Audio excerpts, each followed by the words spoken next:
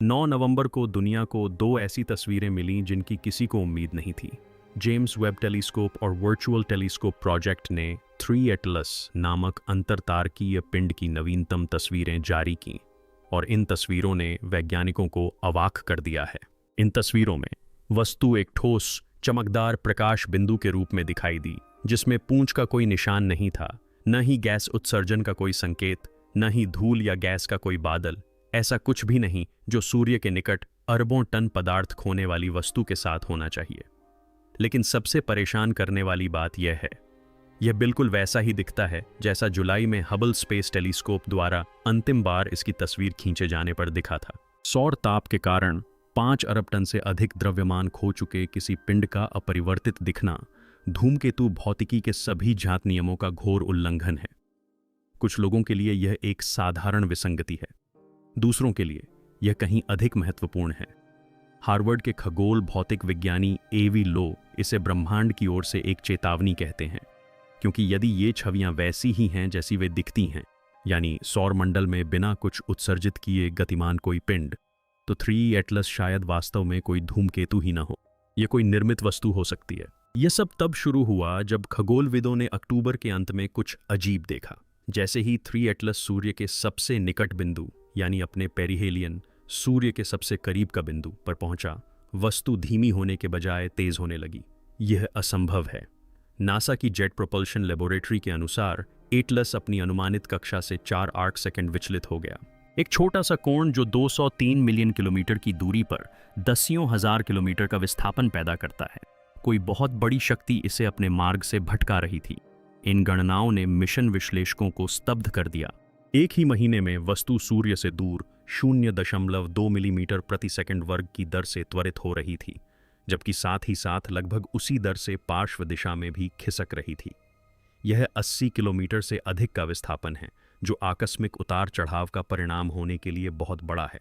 हवाई से लेकर चिली तक की हर वेधशाला में यह सवाल फैल गया, आखिर कौन सी अदृश्य शक्ति इस वस्तु को नियंत्रित कर रही थी? सामान्य व्याख्या गैस उत्सर्जन काम नहीं आई। उस तरह का बल उत्पन्न करने के लिए एटलस को अपने कुल द्रव्यमान का कम से कम 16वां हिस्सा यानी 5 अरब टन वाष्पीकृत गैस बाहर निकालना पड़ता, जिससे एक चकाचौंध कर देने वाला प्रभामंडल बनता जो छोटे दूरबीनों से भी दिखाई देता। लेकिन आकाश खाली रहा, न कोई बादल था, न कोई पूंछ, न कोई वाष्प, कुछ भी नहीं। यह कितना हास्यास्पद है, यह समझने के लिए वर्चुअल टेलीस्कोप प्रोजेक्ट ने 3 आंखों वाले एटलस और धूमकेतु लेमन की तुलनात्मक तस्वीर जारी की। एक बिल्कुल साधारण धूमकेतु जिसकी तस्वीर कुछ ही दिन पहले समान परिस्थितियों में ली गई थी। लेमन ने उम्मीद के मुताबिक व्यवहार किया, सूर्य से दूर जाती हुई एक चमकदार रहस्यमयी पूंछ की तरह जो सौर विकिरण द्वारा पूरी तरह से आकारित थी। लेकिन एटलस वह अभी भी एक बिंदु मात्र था, तीक्ष्ण, सघन, बेदाग। यह किसी जीवित प्राणी की तुलना मूर्ति से करने जैसा था। एक गति और ऊर्जा का विकिरण कर रहा था, दूसरा स्थिर और शांत। एटलस का बिना मलबा उत्पन्न किए गति पकड़ना, बिना धुआं छोड़े रॉकेट को उड़ते देखने जैसा था। भौतिकी के नियम न केवल विफल होते हैं बल्कि पूरी तरह ध्वस्त हो जाते हैं। जब लो ने गणनाएं की तो उन्होंने पाया कि यदि त्वरण वास्तव में आकस्मिक होता तो बाहर निकलने वाली गैसें पूर्णिमा के चंद्रमा से भी अधिक चमकदार प्रकाश उत्पन्न करतीं। लेकिन 5 नवंबर की तस्वीरों में ऐसा कुछ भी नहीं दिखता। वस्तु का आकार, उसका रंग और उसकी समरूपता सब कुछ आश्चर्यजनक रूप से स्थिर है। आभासी दूरबीन के निदेशक जानलुका मासी ने इसे अब तक का सबसे हैरान करने वाला अवलोकन बताया, क्योंकि धूल के हल्के निशान का पता लगाने के लिए डिजाइन किए गए उपकरणों ने भी वही रीडिंग 0 दी।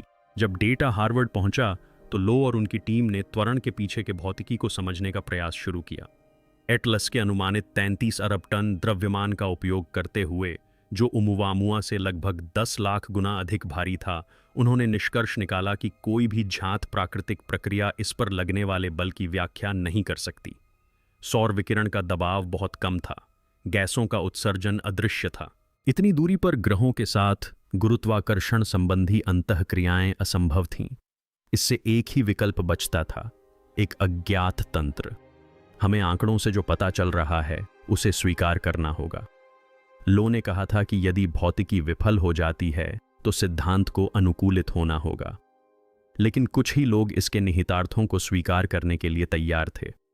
सच्चाई बहुत भारी थी, क्योंकि आंकड़े केवल गति का वर्णन नहीं करते थे, वे उद्देश्य का वर्णन करते थे। त्वरण यादृच्छिक नहीं था, यह सहज, स्थिर और सूर्य की स्थिति के साथ पूर्णतया संरेखित था, मानो किसी ने इसे कैलिब्रेट किया हो। इससे मिलता जुलता व्यवहार हमने आखिरी बार ओमुआमुआ में देखा था, लेकिन इस बार इसका प्रभाव अधिक तीव्र और कहीं अधिक सुनियोजित था।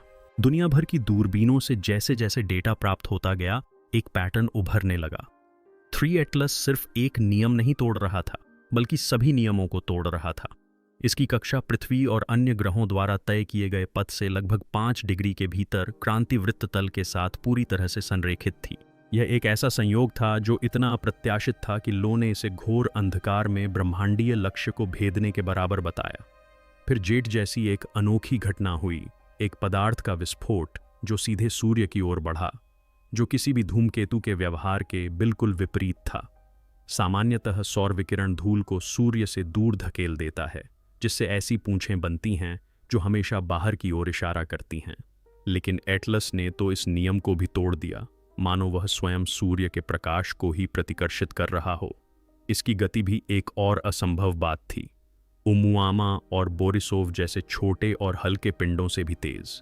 हालांकि इसके भारी वजन के कारण इसे धीमा होना चाहिए था, और इसकी चमक का वक्र तर्क से परे था।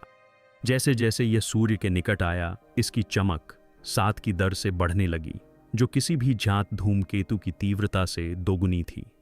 फिर नीला रंग दिखाई दिया, न तो बर्फीला सफेद, न ही धधकती लाल, बल्कि एक विद्युतीय स्पेक्ट्रल नीला जो सूर्य के स्वयं के फोटोस्फीयर से भी अधिक गर्म था।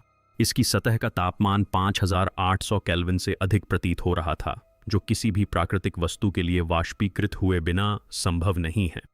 अब खगोलविद न केवल भ्रमित थे, बल्कि चिंतित भी थे, क्योंकि यदि यह एटलस खगोलीय यांत्रिकी के नियमों का पालन नहीं कर रहा है, तो यह किसी और चीज का पालन कर रहा है, शायद किसी आदेश का। जेम्स वेब और जमीनी वेधशालाओं से प्राप्त स्पेक्ट्रोस्कोपिक स्कैन ने एक और भी विचित्र बात का खुलासा किया, वस्तु की संरचना। प्राकृतिक धूमकेतुओं के विपरीत, जिनमें चट्टान, बर्फ और खनिजों का अनियमित मिश्रण होता है, एटलस में निकल और लोहे का एक सटीक अनुपात था, वही अनुपात जो अंतरिक्ष यान और जेट इंजनों में उपयोग होने वाले उच्च तापमान वाले मिश्र धातुओं में पाया जाता है। प्रकृति में धातुएं अव्यवस्थित रूप से मिश्रित होती हैं, लेकिन एटलस की धातुएं संतुलित, परिष्कृत और व्यवस्थित थीं। इसमें केवल 4% पानी था, जो इसे पृथ्वी के सबसे शुष्क रेगिस्तानों से भी अधिक शुष्क बनाता है। यह कोई गंदा बर्फीला गोला नहीं है जैसा हम उम्मीद करते हैं, बल्कि एक ऐसी संरचना है जो जमी हुई नहीं बल्कि गढ़ी हुई प्रतीत होती है। कुछ वैज्ञानिकों को अब संदेह है कि बाहरी आवरण शायद बिल्कुल भी प्राकृतिक न हो। यह सिरेमिक या मिश्रित धातु की परत हो सकती है जो ऊष्मारोधी और पॉलिश की हुई होती है, जिससे यह स्पष्ट होता है कि यह बिना दरारों या अनियमितताओं के प्रकाश को इतनी स्पष्टता से परावर्तित क्यों करती है। यह परावर्तन एक अभूतपूर्व ध्रुवीकरण संकेत उत्पन्न करता है। प्रकाश तरंगें गणितीय सटीकता के साथ संरेखित होती हैं। ऐसा प्राकृतिक पिंड में पहले कभी नहीं देखा गया। जैसा कि लो ने कहा, यदि आप आकाशगंगा में अरबों वर्षों की यात्रा को पार करने के लिए एक प्रोब डिजाइन करते, तो वह बिल्कुल ऐसा ही दिखता। और फिर एक ऐसा खुलासा हुआ जिसने संशयवादियों को भी चौंका दिया। जब शोधकर्ताओं ने 3 नेत्रों वाले एटलस के पथ का मानचित्रण किया, तो उन्होंने पाया कि इसका मार्ग मंगल, शुक्र और बृहस्पति की कक्षाओं को काटता है, लेकिन पृथ्वी की कक्षाओं को नहीं। इसका समय बिल्कुल सटीक था। सूर्य के सबसे करीब होने और सबसे आसानी से देखे जाने के समय यह सूर्य के पीछे छिप गया। हमारे उपकरणों से प्राप्त जानकारी के अनुसार यह संरेखण सांख्यिकीय रूप से इतना असंभाव्य है कि कुछ खगोल भौतिक विदों का मानना है कि यह संयोग नहीं हो सकता। JPL के एक विश्लेषक ने कहा, यह आकस्मिक नहीं है, यह सुनियोजित नेविगेशन है। उबुंटिली ये सुन्नास्तेना है। गणितीय गणना को समझने से पहले यह विचार बेतुका लगता है। कक्षा इतनी सटीक है कि यदि इसे पीछे की ओर खींचा जाए, तो यह सीधे आकाश के उसी क्षेत्र की ओर इंगित करती है जहां से 1977 का वेआउट सिग्नल उत्पन्न हुआ था। एक नैरो बैंड रेडियो विस्फोट जिसका सेटी दशकों से पीछा कर रहा है। एक ही ब्रह्मांडीय निर्देशांक पर दशकों के अंतराल पर 2 घटनाएं। क्या यह संयोग है? शायद, लेकिन जैसे जैसे डेटा बढ़ता गया, यह संभावना इनकार जैसी लगने लगी। वर्चुअल टेलीस्कोप प्रोजेक्ट द्वारा जारी की गई हर नई छवि ने रहस्य को और गहरा कर दिया। 3i एटलस का रंग, गहरा पराबैंगनी नीला जो किसी भी धूमकेतु को उत्सर्जित नहीं करना चाहिए, हर थर्मल मॉडल को चुनौती देता था। नीली रोशनी तापमान का प्रतीक है, नीली रोशनी ऊर्जा का प्रतीक है। फिर भी वस्तु में क्षय, विखंडन या अवरक्त क्षेत्र में ऊष्मा का कोई संकेत नहीं दिखा। यह ऐसी रोशनी से जगमगा रही थी जो बिल्कुल भी ऊष्मा नहीं थी, ऐसी रोशनी जो स्वतः उत्पन्न प्रतीत हो रही थी, मानो नियंत्रित प्लाज्मा या आयनित गैसों से निकलने वाला विकिरण हो। कुछ प्लाज्मा भौतिकविदों का मानना है कि यह वस्तु विद्युत चुंबकीय प्रणोदन का उपयोग कर रही होगी, यानी सौर पवन को नियंत्रित करके बल उत्पन्न कर रही होगी। यह ऐसी तकनीक है जिसे मनुष्य ने केवल प्रायोगिक स्तर पर ही आजमाया है। वहीं कुछ अन्य लोगों का मानना है कि यह कुछ सरल हो सकता है, किसी प्राचीन और स्वायत्त मशीन का अवशेष जो अपने निर्माताओं के चले जाने के बहुत समय बाद भी सहज प्रवृत्ति से काम कर रही है। कर्ष, यदि यह सच है तो हम केवल परग्रही प्रौद्योगिकी का अवलोकन नहीं कर रहे होंगे, हम परग्रही निरंतरता के साक्षी हो सकते हैं, एक ऐसा तंत्र जो युगों की खामोशी के बाद भी अपना मिशन जारी रखे हुए है। और अब उलटी गिनती शुरू हो गई है। 19 दिसंबर 2025 को 3i एटलस पृथ्वी के सबसे करीब से गुजरेगा, जो 167 मिलियन मील की दूरी पर होगा। यह दूरी इतनी कम है कि हबल से लेकर वेब तक के सभी प्रमुख टेलीस्कोप इसे अभूतपूर्व विस्तार से कैप्चर कर सकेंगे। अगर यह कोई धूमकेतु है तो हम अंततः उस विशाल गैस के बादल को देख पाएंगे जिसकी भौतिकी को आवश्यकता है। लेकिन अगर ऐसा कोई बादल दिखाई नहीं देता, अगर एटलस हमेशा की तरह शांत, नीला और पूर्णतः ठोस पिंड बना रहता है, तो धूमकेतु होने की पूरी व्याख्या धराशायी हो जाती है। जो बचता है वह कहीं अधिक चिंताजनक है। क्या यह कोई यंत्र हो सकता है, कोई स्वायत्त प्रेक्षक जो किसी प्राचीन प्रयोग के हिस्से के रूप में हमारे सौरमंडल का सर्वेक्षण कर रहा हो? या फिर यह कुछ और भी अजीब है, एक ऐसा उपकरण जो तब सक्रिय हो जाएगा जब हमारी जैसी सभ्यताएं परमाणु शक्ति के कगार पर पहुंच जाएंगी, जैसा कि कुछ संशयवादी भौतिकविदों को आशंका है। फिलहाल कोई नहीं जानता, लेकिन हर छवि, हर स्पेक्ट्रल लाइन, अंधेरे में हर खामोश हलचल एक ही बात का संकेत देती है।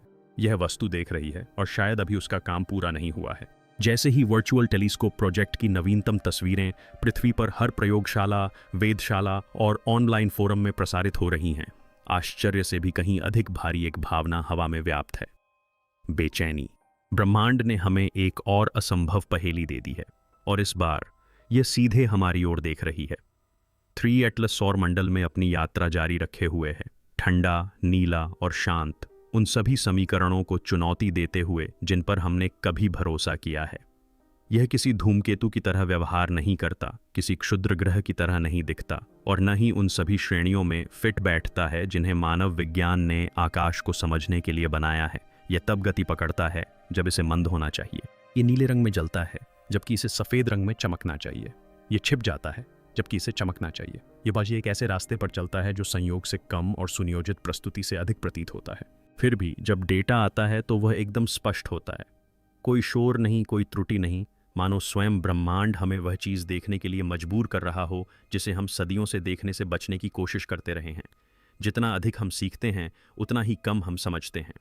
वर्चुअल टेलीस्कोप परियोजना द्वारा जारी की गई प्रत्येक नई छवि इस विरोधाभास को और गहरा करती है।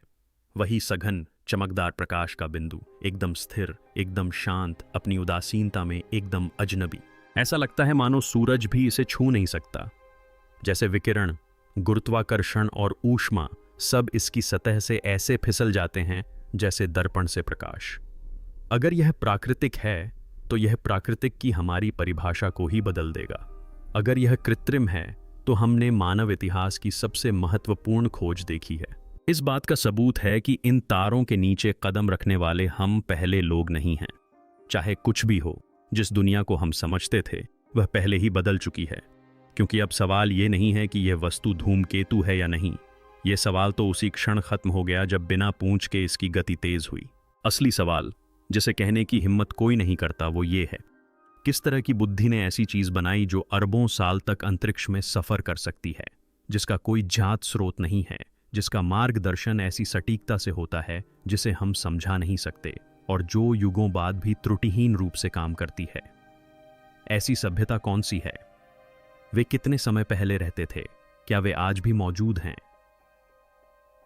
ये सक्रिय थे, या फिर हम उनकी स्मृति के बहते हुए अवशेष को देख रहे हैं? एक भूतिया जहाज जो ब्रह्मांडीय सागर को पार कर रहा है, अपने निर्माताओं के धूल में मिल जाने के बहुत समय बाद भी अपने मिशन को दोहरा रहा है। डॉक्टर अवी ने हमें वर्षों पहले ही चेतावनी दी थी कि जब विज्ञान विसंगतियों का सामना करने से इनकार करता है तो वह हठधर्मिता में बदल जाता है। उन्होंने कहा था कि यदि हम केवल उन्हीं सत्यों को स्वीकार करते हैं जो हमें सहज महसूस कराते हैं, तो हम स्वयं को सत्य के खोजी नहीं कह सकते। तीसरा, एटलस वही बेचैनी है। यह याद दिलाता है कि ब्रह्मांड हमारे सिद्धांतों के अनुरूप ढलने के लिए बाध्य नहीं है। यह कभी नहीं रहा है। सूर्य जलने के लिए हमारी अनुमति नहीं मांगता, तारों को चमकने के लिए हमारी स्वीकृति की आवश्यकता नहीं होती। और जब कोई ऐसी चीज हमारे आकाश में प्रवेश करती है जिसे हम समझा नहीं सकते, तो हमें प्रश्न करना चाहिए, न कि उसे नकार देना चाहिए। तो हम फिर से अंधेरे से आए एक और आगंतुक को घूर रहे हैं, और इसके आसपास की चुप्पी लगभग जानबूझकर लगती है।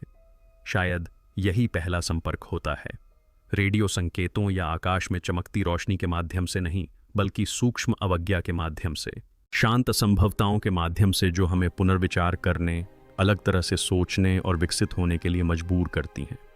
शायद यही 3 एटलस का सबक है कि खोज अज्ञात पर विजय प्राप्त करने के बारे में नहीं है, बल्कि बिना किसी भय के उसके सामने खड़े होना सीखने के बारे में है। और अब जैसे जैसे 19 दिसंबर नज़दीक आ रहा है, जिस दिन यह हमारे ग्रह के सबसे नज़दीक से गुजरेगा, पृथ्वी पर मौजूद हर दूरबीन इसकी ओर मुड़ जाएगी। शायद हम आखिरकार देख पाएंगे कि यह वास्तव में क्या है। शायद हम कुछ भी न देख पाएं, लेकिन जो भी हो, हम इस पल को याद रखेंगे, मानव इतिहास में पहली बार जब ब्रह्मांड के एक हिस्से ने हमारी ओर देखा और खुद को समझाने से इनकार कर दिया। क्योंकि कभी कभी ब्रह्मांड अपने रहस्य फुसफुसाकर नहीं बताता, कभी कभी ये आपको सब कुछ साफ साफ दिखा देता है और आपको विश्वास करने की चुनौती देता है। अगर इस कहानी ने आपको ये सोचने पर मजबूर कर दिया है कि असल में बाहर क्या है, तो इसे शोर में खो जाने न दें। इस चैनल को सब्सक्राइब करें, क्योंकि हम 3 एटलस का तब तक पीछा करते रहेंगे जब तक इसकी रोशनी हमारी पहुंच से ओझल नहीं हो जाती।